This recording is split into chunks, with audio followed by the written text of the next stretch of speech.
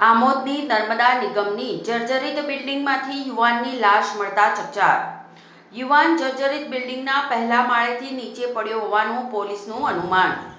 આમોદના Pursa road ઉપર આવેલી નર્મદા નિગમની જર્જરિત બિલ્ડિંગમાંથી આજ રોજ સવારે એક યુવાનની લાશ મળતા ચકચાર મચી જવા પામી હતી। મરણ જનાર યુવાનની આસપાસ લોહીના નિશાન જોવા મળતા પોલીસે સ્થળ ઉપર પહોંચી તપાસ હાથ ધરી હતી। લાશ મળી હોવાની વાત વાયુવેગે પ્રસરી જતા આસપાસના લોકો ભેગા થઈ ગયા હતા।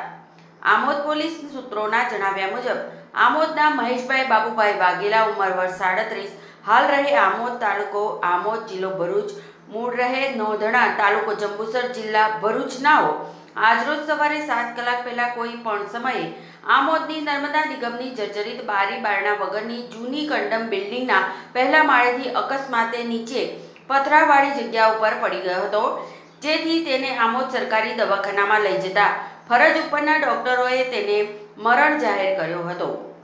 આમોદ પોલીસ મથકે બાબુભાઈ શંકરભાઈ વાઘેલાએ ફરિયાદ આપતા પોલીસે અકસ્માત ગુનો નોંધી મરણ જનારનું પોસ્ટમોર્ટમ કરાવી આગળની તપાસ હાથ ધરી હતી।